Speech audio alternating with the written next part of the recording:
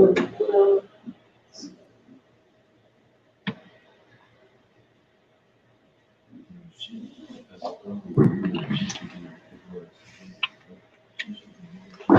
morning. How are you?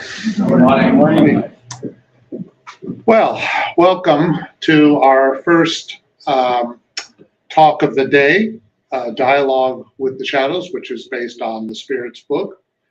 It is a pleasure to have you all here, and welcome to what I hope will be more than one celebration during the year of our 35th anniversary.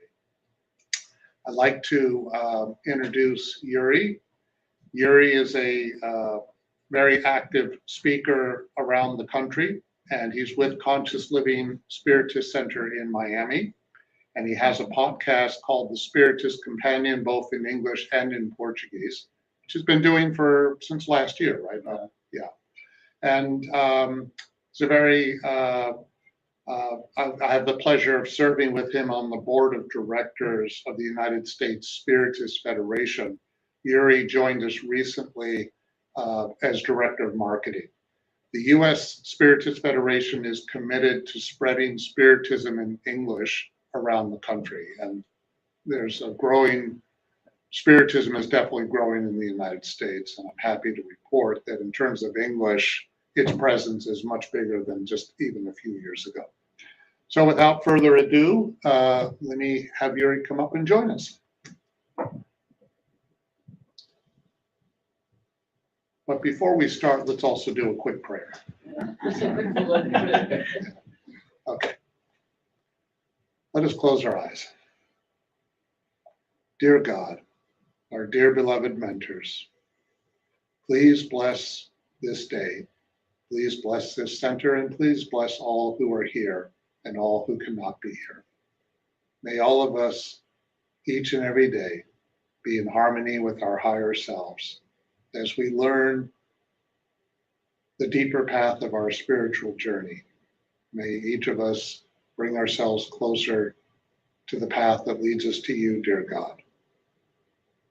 May we learn each and every day from everything that we encounter, and may we do our best to cultivate peace and serenity. Amen. Okay, I'd like to present Yuri. Thanks, Peter.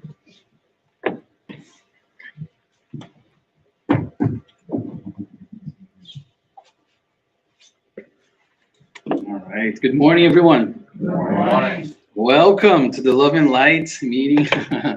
This special meeting because we're celebrating, and I say we because I feel I'm part of the house as well, celebrating 35 years of existence. And we're doing 2 talks today, like Peter said, one in English right now and another one in Portuguese at 11 a.m. Different talks. And for the English one, Peter was telling me, thank you so much for the invitation, Peter, first of all. And Peter was telling me, we have the study group of the Spirit's book. Is there any way you can do sort of like a talk around that? I said, yeah, sure. Let's do a talk about the Spirit's book in its totality. So let's take a tour of the Spirit's book, studying its content, because, we're almost in April, and April 18th was the publication of the Spirit's book all the way back in 1857. So almost 200 years now. And in a couple of less than 3 weeks now, we're going to have, another birthday of the publication of this seminal work of this, the fundamental work that started the whole Spiritist movement, which is the Spirit's book. And I wanted to name it A Dialogue with the Beyond because literally that's what happened. It was a bunch of questions and answers. For those who already seen the Spirit's book, you will know the format is a bunch of questions and answers that they would ask the spirits, and the spirits, the wise spirits, would then answer. So I wanted to first mention, about Allan Kardec, who was this educator from France. He was not anybody that was working in religion prior to Spiritism. He actually was an educator, scientist based. He was very much somebody who was aligned with, we need to do everything systematically. And the Spiritist movement, or Spiritism itself, was something that it was started basically by him. So we call him the codifier of Spiritism. And He was doing these things all the way back in France, and around the 1850s. So the first time he went to a seance was 1854. Around the 1850s, they were having the seances. So they were having all these meetings that people at that time would go to, and then they would get around the table, and there were all these physical manifestations, all these crazy things wrapping on the tables and all of that. Tables moving, lifting. There was all these things that were these phenomena that were very much attracting a lot of curious eyes. Kardec looked at that and started to realize there was some consistency with those phenomena. There was something deeper there than just mere like play from let's say the beyond, from the disincarnate spirits. So discarnate spirits. So what he started to do was he started to create this book, or he had this idea to compile a bunch of questions and answers and create a book based on that. But Kardec was very much, like I said, a man of science, a man of education. He was very much somebody who wanted to create something, or compile something that had a value. So what he did was he started to go to the different mediums, utilize the different mediums, which were people who could somehow communicate with the spirits. And they would ask questions to the spirits, and the spirits then would answer. Those questions were then incorporated, and then he compiled and organized in the book format all these questions and answers based on different topics. But here's something that happened. Like I said, I put it there, systematic questioning, because he would do it in a way where for the majority of the questions that we have, over 1,000 questions in the Spirit's book, for the majority of them, he would only put the answer there to that question if three different mediums from three different places who did not know one another would give the same answer, meaning the spirits that were communicating with them through them would give the same answer. So three different people from three different parts having that same answer, then he would say, okay, then this is something that's valid, because there was a lot of those who were not necessarily serious or not necessarily valid. So he wanted to do this in a way that's okay. This is beyond doubt now that there is something here. There's something more happening. So we need to be able to put it in a systematic way and be able to give this to the world. So April 18th. So for a couple of years there, not too long, which is insane, because if you think about over 1,000 questions compiling from different cities, can you imagine the amount of work that would have taken? They didn't have email back then. They didn't have ChatGPT. They didn't have Google, text message, live streams like we're doing right now. They didn't have any of that. So can you imagine, in only maybe 2 years-ish, Kardec was able to compile all these questions and answers. I can imagine how his table was full of papers. Probably something like that. So all this monumental work culminated in the first book of what would have then become thousands and thousands of books like we have today.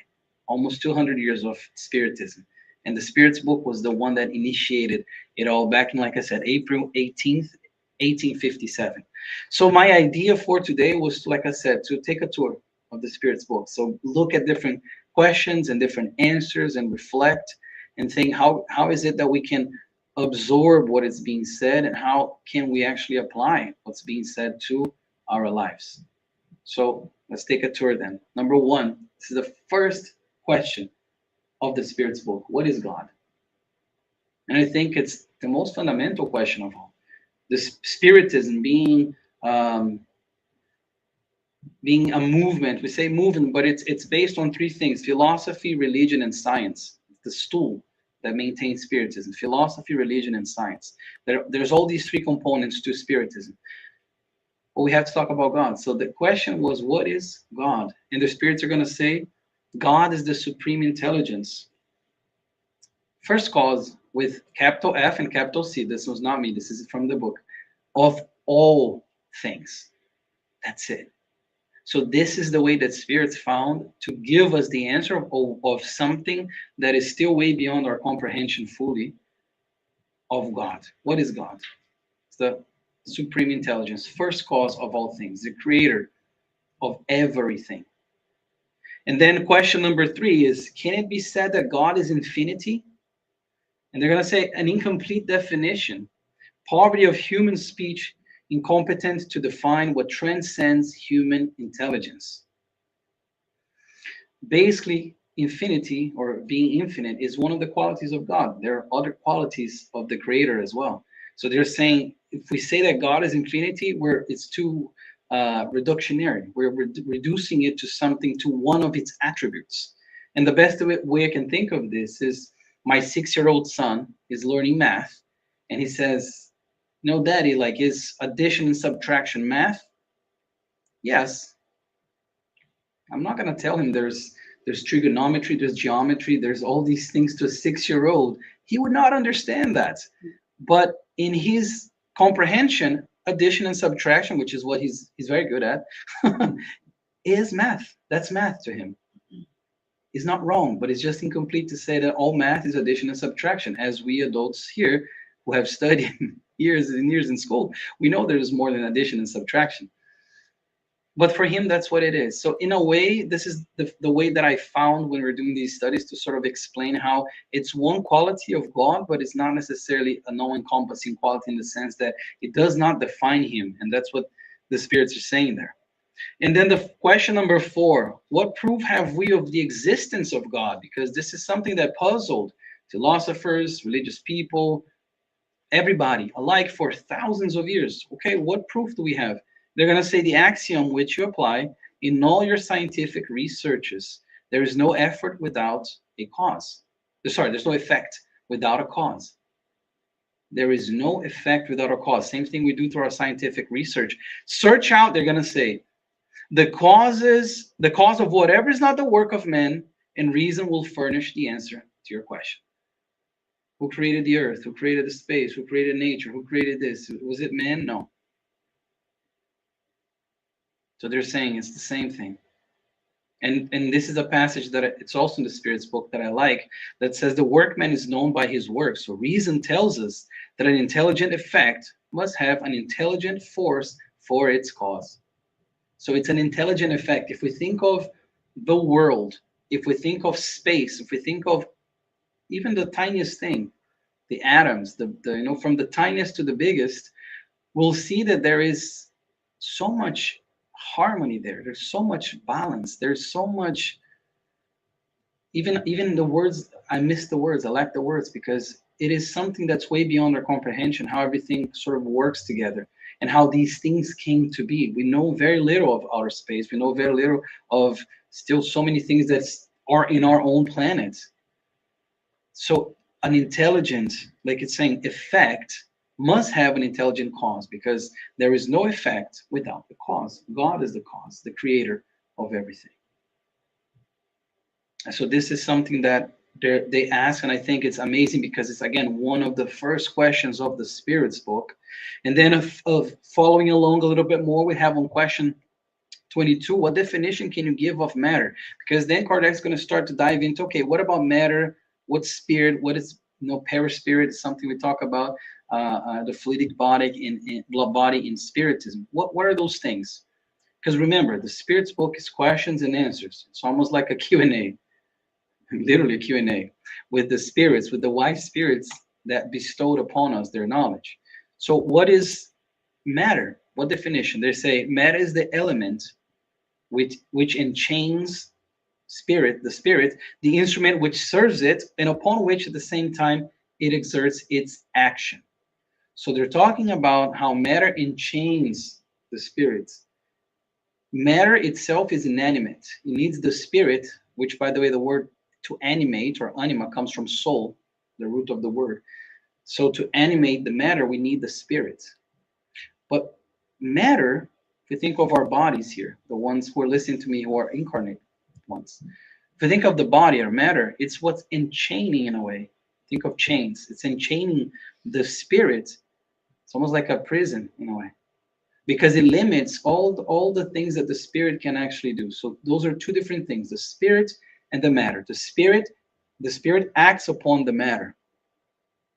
But these are two different things. But what is the spirit then? Which is the next question. You guys are talking about the spirit. What is the spirit? The intelligent principle of the universe. So this is one distinction that they give us. As far as this is matter, like what your cells in your body, like how I look, my whole body is an encasement for the spirit, which is the intelligent principle of the universe, which is the immortal being that we all are. 36, does an absolute void exist in any part of space? Because if we think of space, we have no idea how vast it is. Still nowadays, 2026 years after Christ, we still don't know. But is there void? Is there anything that's like unfilled or void? No, there is no void. What appears like a void to you is occupied by matter in a state in which it escapes the action of your senses and of your instruments. And this is very key here, because it's also talking, if we think about it, technology as well. And it's talking about the intelligence, it's talking about the development of humankind and humans as a whole, because there's so much that we do not know. There's actually more things we don't know than things we do know, for being very practical. So when we think of everything that's out there, if we think there is void, forget about it. There's no void. There will be matter there, cosmic fluid, however we want to call it in the spirits, however we see in the spirits book and in the codification as well. But the thing is, there is matter in states that we don't know yet. The same way that if we go back in time, hundreds of years ago, there was matter in our planet that we didn't have a name for. We didn't even know existed. We haven't even created yet. But then as we evolved, as intelligence evolves, as the spirit continues to evolve, we start to create new things and understand things a little bit better. But there is no void. Everything is filled in the space, in the vastness of space. The only difference is that it's filled with matter that we know nothing about. And then we talk about the orders of spirits, and I wanted to create sort of like a hierarchy in visual way for us to realize and comprehend, because they're going to say that spirits incarnate in certain planets, in certain stations of development, but there are different types, there are different orders, and they're going to say, okay, well, is there a hierarchy of spirits? There's there a spirits who are like Jesus, who are like all the way up there, and there are others that are like more evil perhaps and things like that. They're going to say, yes, we'll give you one. So just to satiate our curiosity, I like to think they gave us 10 classified in 3 different orders. So you have the subclasses there, 10, and you have 3 different orders. From degree, I put an arrow there, from degree of elevation. So the ones that are like below, so like the 3rd order, are those spirits who were created as everyone, simple and ignorant, and are still in the first stages of their own evolution as spirits, in that sense, as in human spirits. So for those we have, this is some of the categories: the impure, the frivolous, pseudo-wise, neutral, noisy, and boisterous. So those are from the 3rd order. Those inhabit planets that are also very much in line with their own development. So those inhabit planets that are planets of, like ours, trials and tribulations or trials and expiations, primitive planets even as well, which is before. So they are the ones that we see where there's the evil tendencies. There's all these things that still very much make them very susceptible to, like I said, evil, I'm gonna put in quotation here, evil doings. So like violence and all these things, because there's a lot of effect from the matter, from the selfish tendencies, from the prideful tendencies. There's a lot of effect of that. So the spirit's pretty much driven by, by greed, by violence, by selfishness, by pride.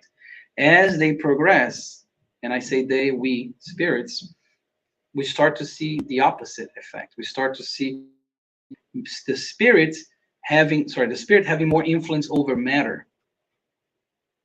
So much so that the 2nd order, we have the benevolent spirits, the learned, the wise, and the high spirits. And then we have the 1st order, which for those spirits, they don't need to reincarnate anymore. They have gone through all the stages of depuration of the spirit. And there's a picture there of somebody who has reached that level, and we know of. So That is the first order class, like first and only class. That's it. These are these types of spirit that have already undergone all the trials, all the tribulations. They don't need to reincarnate anymore. Where their spirit exerts, everything is spiritual in their lives, and they exert complete control over matter. But like I said, as we are evolving, and this is just an idea for us to realize how there is this the goodness of our Father, of our Creator, because we're all created simple and ignorant, where we are all given this opportunity to continue to learn, to evolve, to develop in the spirits. And we even go through different stages. Even if you think of a school, like the educational system, you're learning these skills as you're growing older, also as your brain is developing. Kind of like same analogy here. We are learning more and more, and we're advancing slowly but surely. Now, question 115: are some spirits created good and others created bad? Because we see so much good and bad still. Are some created just bad, but in others already like created like good? No. God has created all spirits in a stage of simplicity and ignorance, that is to say, without knowledge. So when we say ignorance, not necessarily like somebody who's rude or violent. No, ignorance in the sense of lacking knowledge. So, in other words, we are all created simple and ignorant. All of us here were created like that.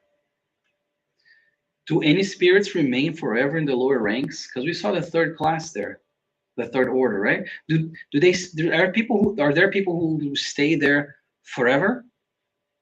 No. Amazing. Look at that.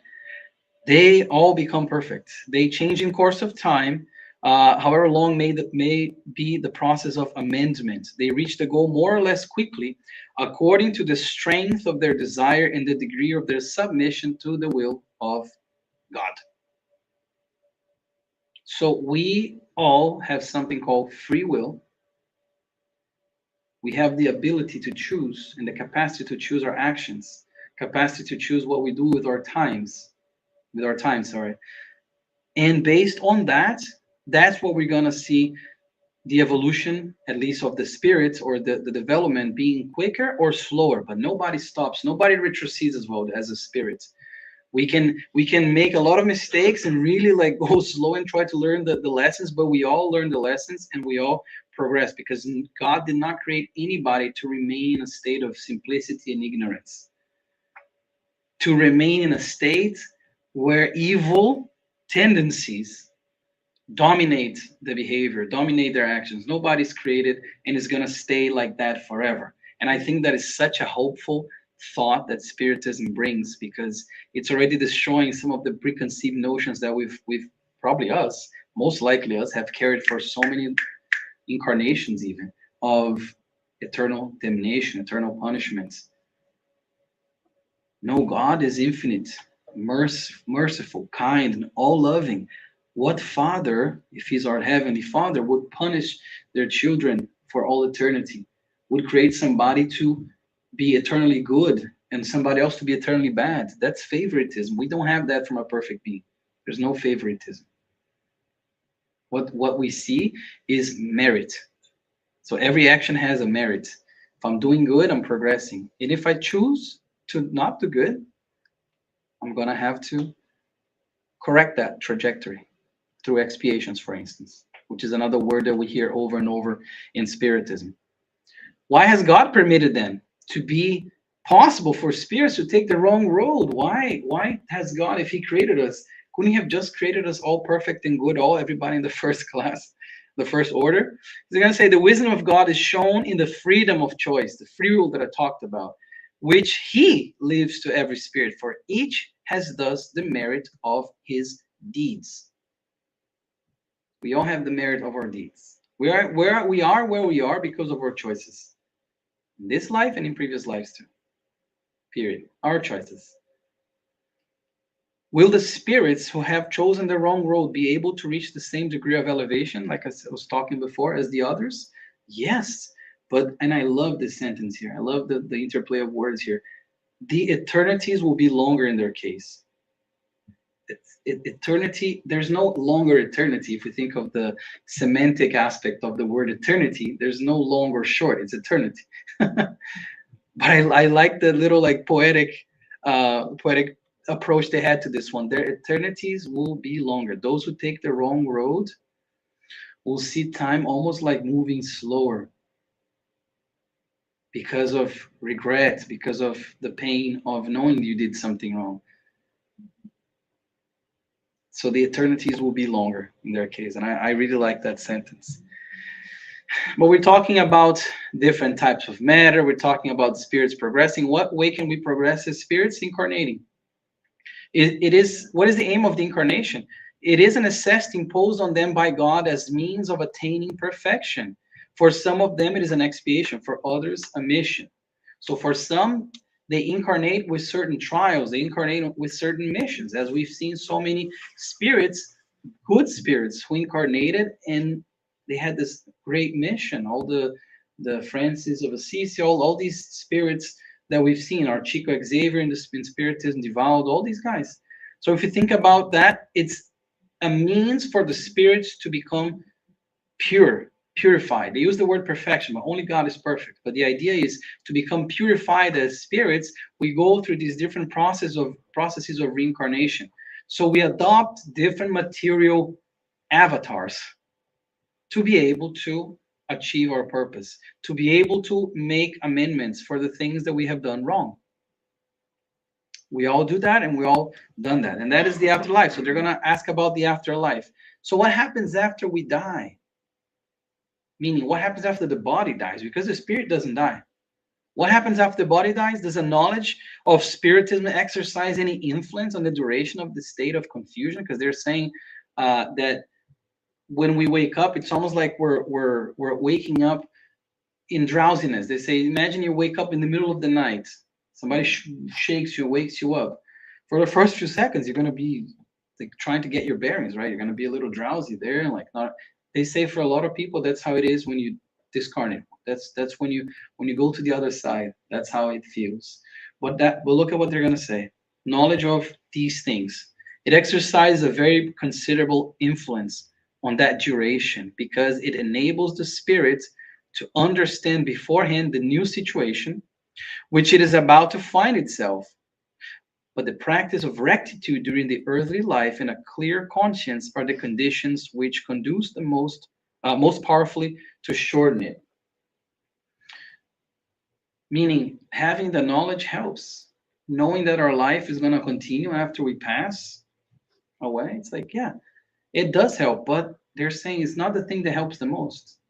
The thing that helps the most, look at that, rectitude during earthly life, a clear conscience.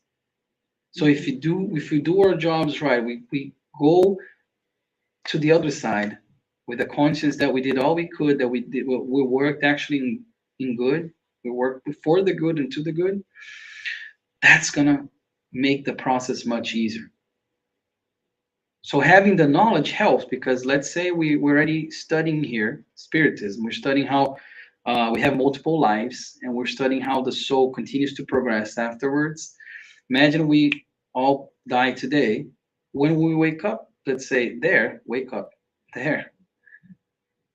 Oh, okay. This is what it is. I remember studying about this. Yeah, it does help. But if all I did was wrongdoings here, it doesn't matter what type of knowledge that I have, because I'm still going to be enchained to the matter. I'm still going to be enchained to money. No, I need to go back. I need to sell that. I need to do this, the possession. So, and that's going to make it much harder for the process of the spirits.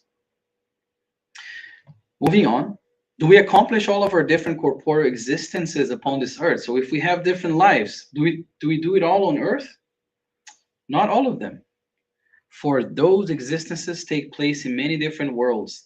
The world in which you now are is neither the first nor the last of these, but it is one of those that are the most material and the furthest removed from perfection.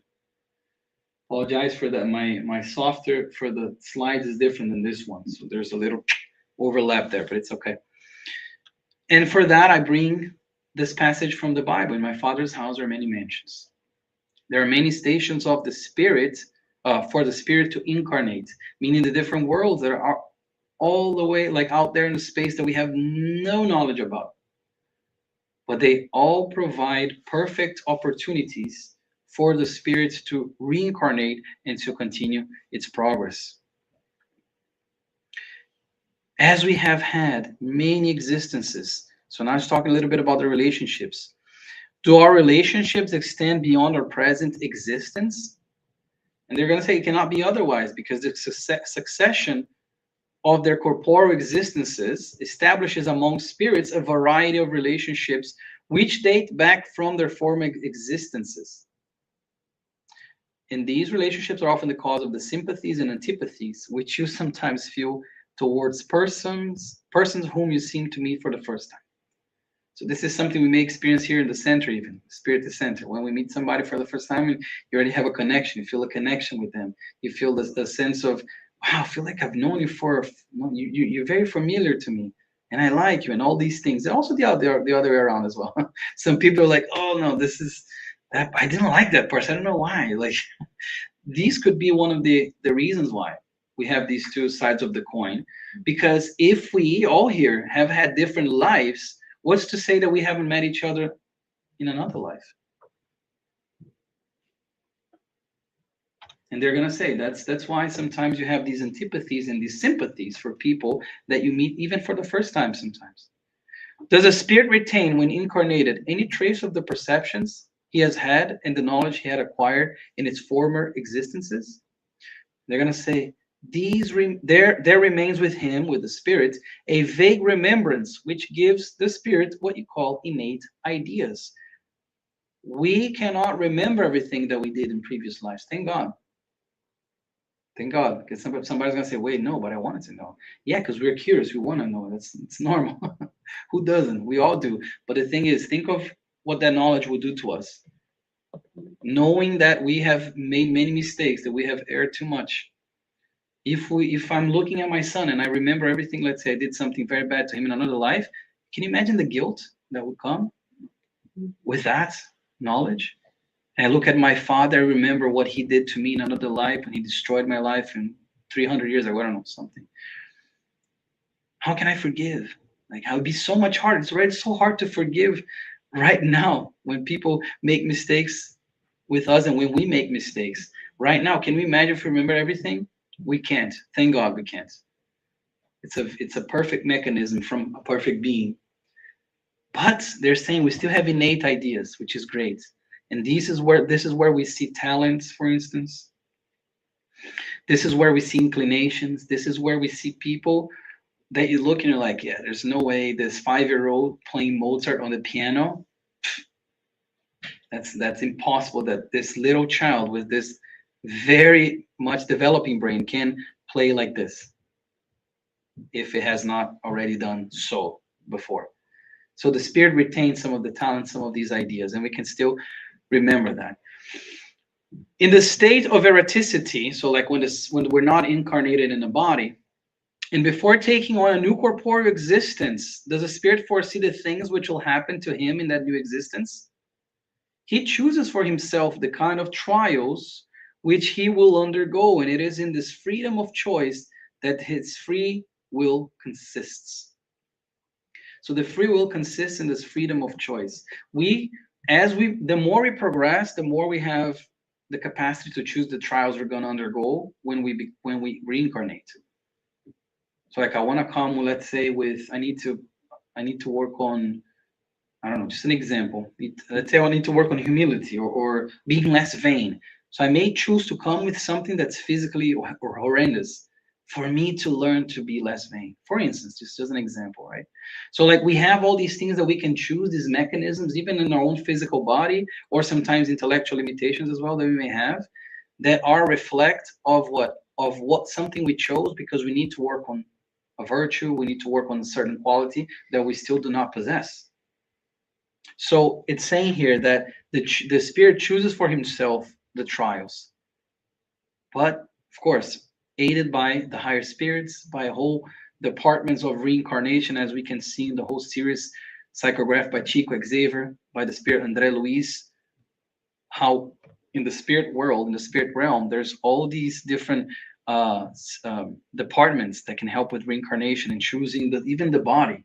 Oh, this is what you're gonna look like. Okay, you're gonna have this, and you're gonna have this type of disease, and you're gonna have this disorder. Da, da, da, helping the person choose their trials. And this is probably one of my favorite parts of the spirits book. When they talk about the influence of spirits. This is more, I think, for the incarnated ones, for us to realize. Can spirits see our most secret thoughts? They often see what you would fain hide from yourselves. Neither acts nor thoughts can be hidden from them. I love this question because I always thought, why did he put secret, right? It's interesting because he could have just said, can the spirit see our thoughts? But he's trying to be even more precise. No, no. Our most secret thoughts, the ones that we're trying to hide, like I had that thought, but I'm ashamed, so nobody's going to know that I had that thought. I'm just going to hide it here. Can they see that? And they say, yes. They even see stuff that you try to hide from yourselves. And I think the question that comes right after 459, 458, 459 is great because they're going to say, okay, do they influence our thoughts and our actions then? Because if they can see our thoughts, do they also influence our thoughts? Do they also influence our actions? And this answer to me is so good. Their influence upon them is greater than you suppose, for it is very often they who direct both thoughts and actions.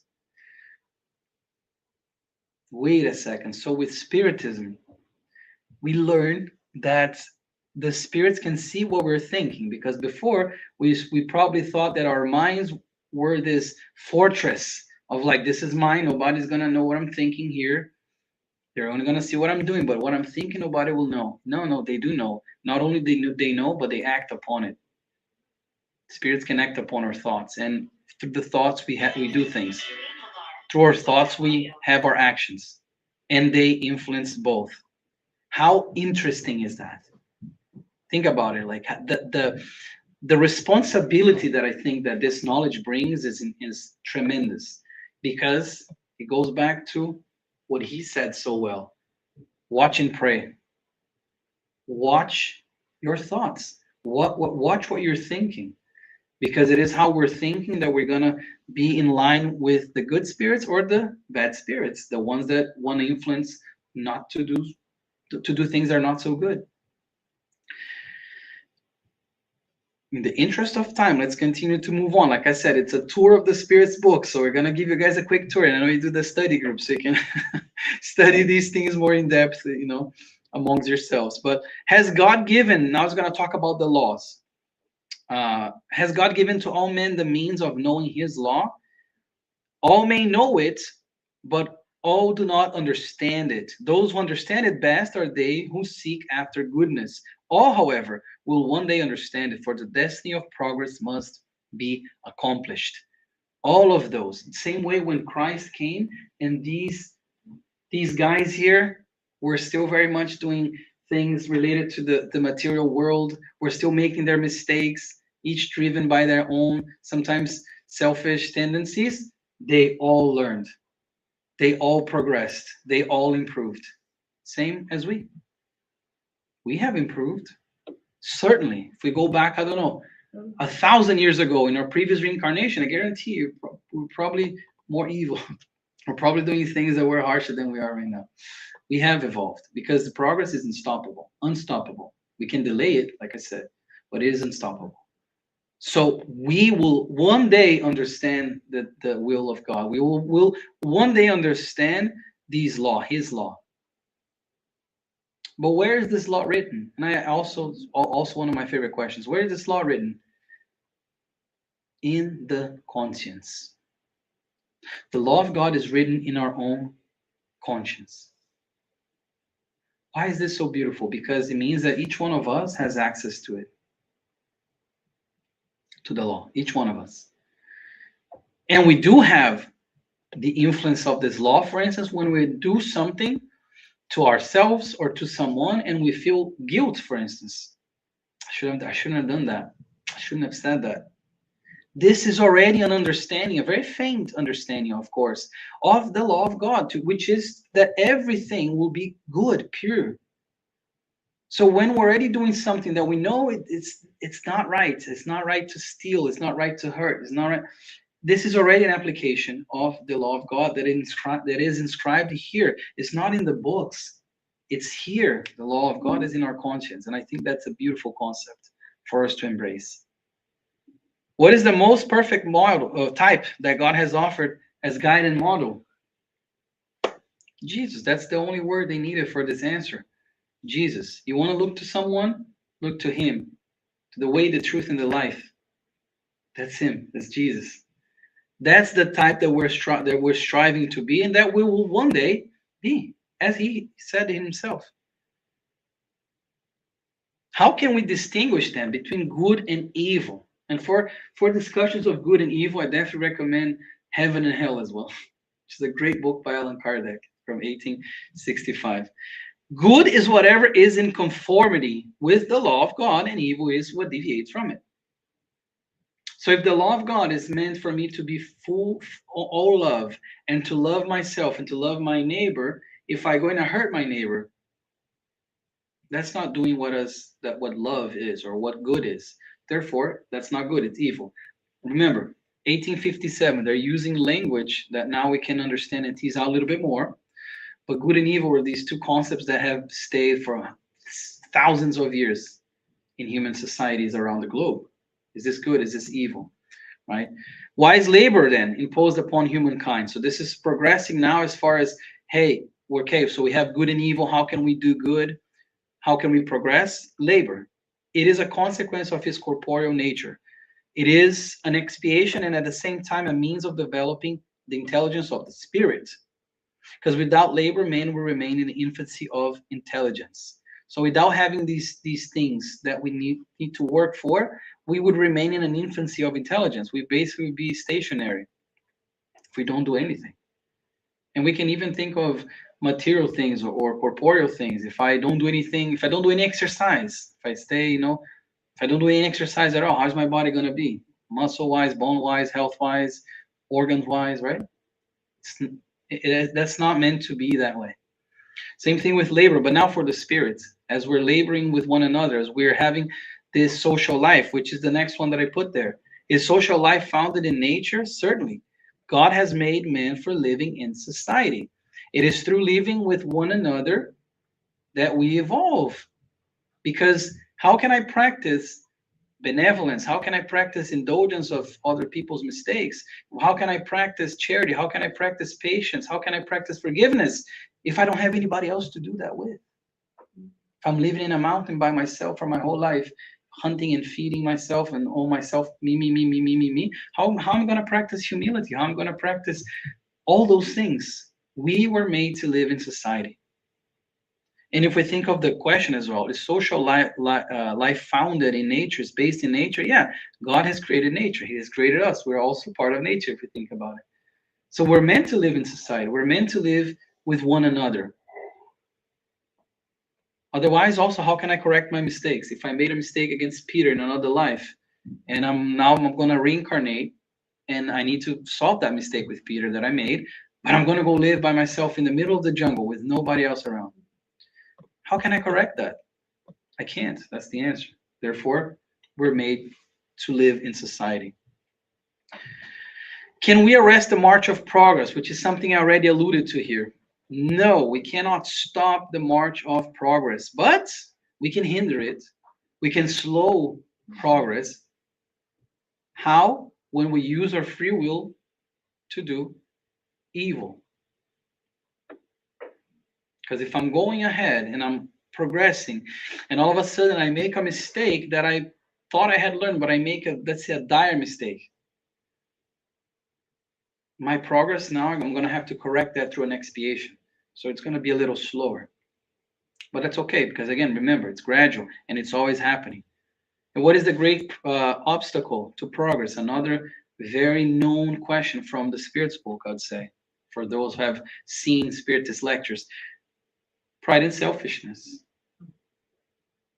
Greatest obstacle to progress, therefore, is pride and selfishness. Wow. So the two scourges of our progress as human beings is pride and selfishness. Because if we think about the more evolved we become, the less prideful and selfish we become. Pride and selfishness are the opposite of humility and charity.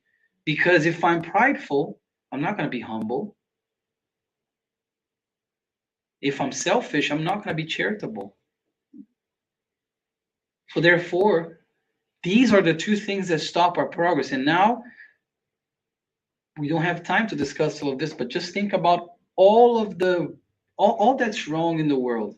I guarantee you, you're going to find pride and selfishness in whatever it is that you think about.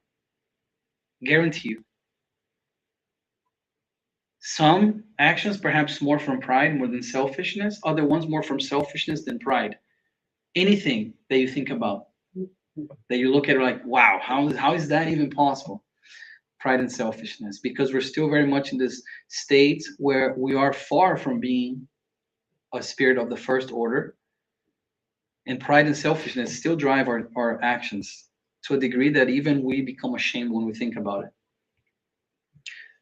But they are the two biggest obstacles to progress. And that's why something that I think Spiritism brings to us that it's amazing is first of all, the knowledge, and number two, the ways to apply and the tools to apply this knowledge to overcome pride and selfishness. In what way can Spiritism then contribute to progress? By destroying materialism, which is one of the sores of society, and thus making men understand where their true interest lies. The future life being no longer veiled by doubt, men will understand more clearly that they can ensure the happiness of their future by their actions in the present life. So Spiritism can help destroy materialism. Why? Because we understand that we are a soul living in a body. We are not a body with a soul. We are a soul with a body. With that knowledge itself already, we can already understand how, okay, so if I have the body here, if I have everything, all the material possessions that I have, if I have all of that, I know that that's going to stay behind. When my spirit progresses and I die, everything's going to stay behind. But the spirit will remain. Everything that I've done, everything that I acquired will remain. But the body, the material things, this is all going to stay behind. This is an instrument that we must use well. This is an instrument that we must use well. And Spiritism helps by destroying materialism. Materialism here, let's think of, create a concept. This attachment to material things. That's what Spiritism does. Don't become overly attached to this, because it's going to go away, as it has had many times, because this is not our first time in a body, inhabiting a body. So Spiritism helps with that. Is it possible for a man to enjoy perfect happiness upon earth? Perfect happiness. Pay attention to this, the qualifying adjective there. Perfect happiness. No. For corporeal life has been appointed to him either as a trial or an expiation. But it depends upon himself to lighten the evils of his lot and to render it as happy as life can be upon the earth.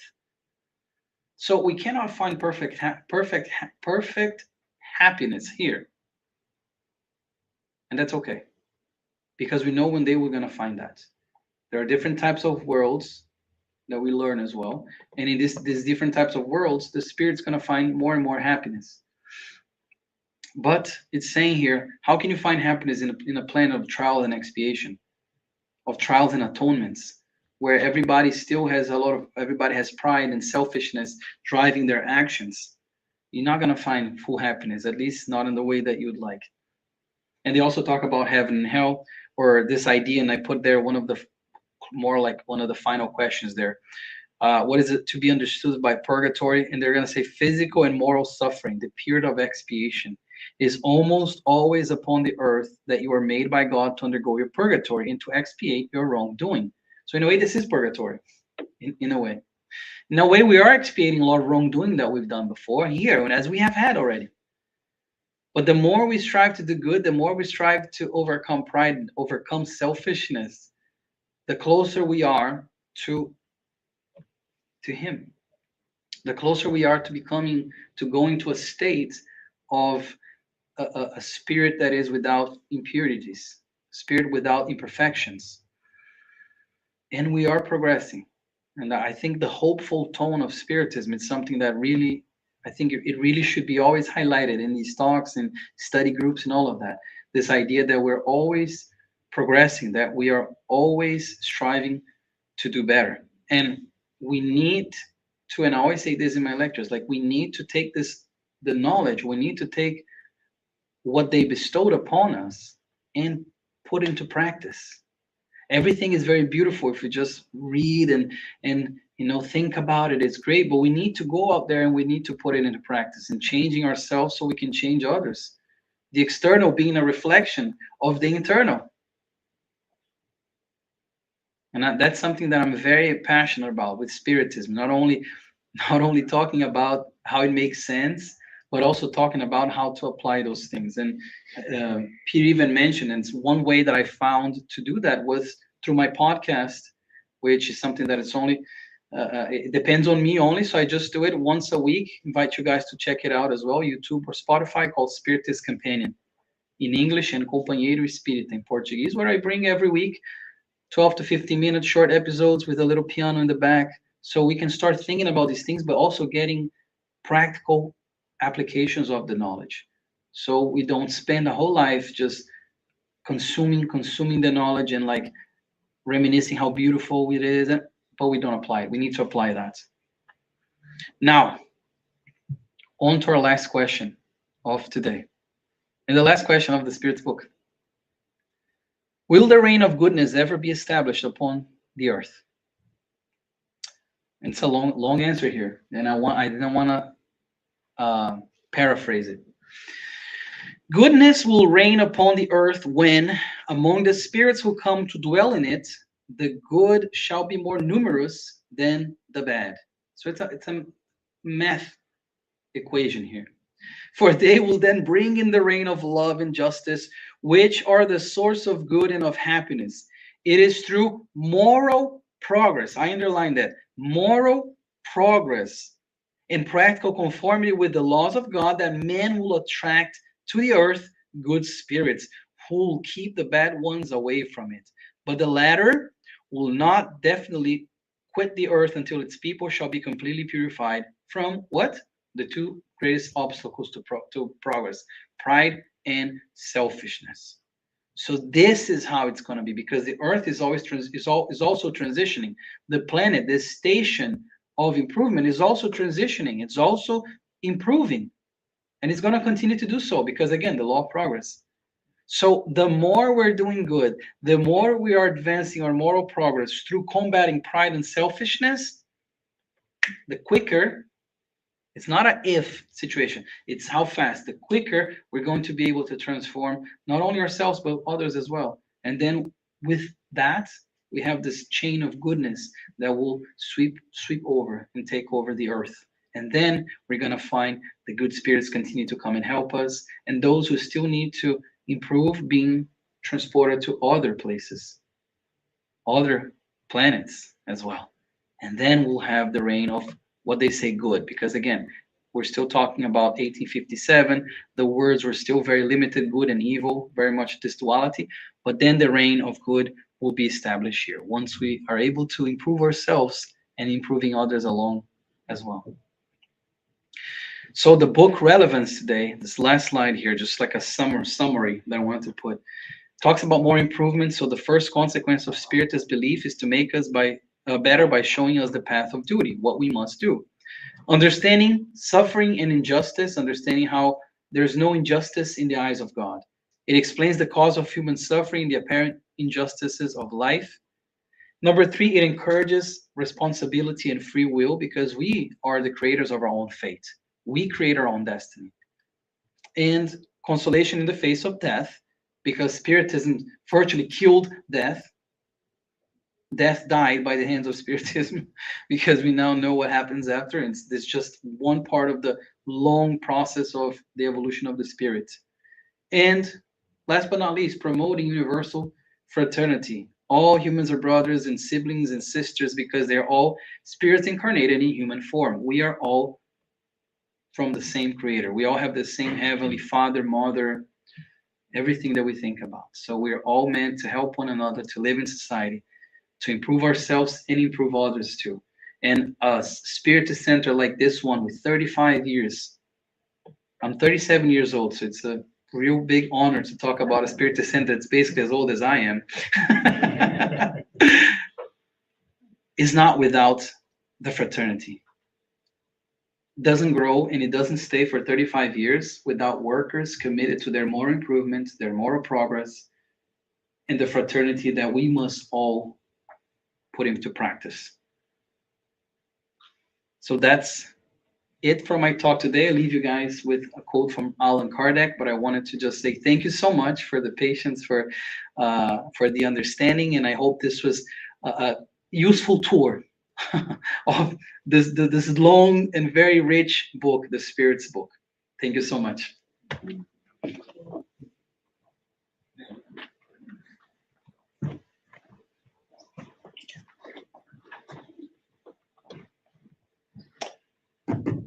Thank you, Yuri. Appreciate it. We're going to wrap up.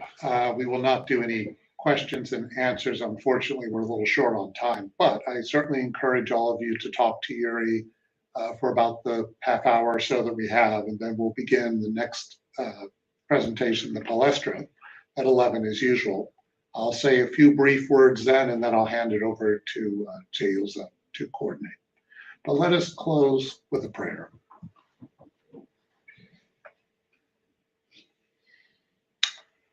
Dear God, may all of us come into contact with what it means to have immortal spirits that are subject to trials, to learning, to happiness, as well as times of difficulty. May we have the strength to get through each and every moment. May we be thankful for our talents. May we be thankful for our capacity to develop intellectually and morally. May we put the main tenet of Spiritism into practice. Without charity, there is no salvation.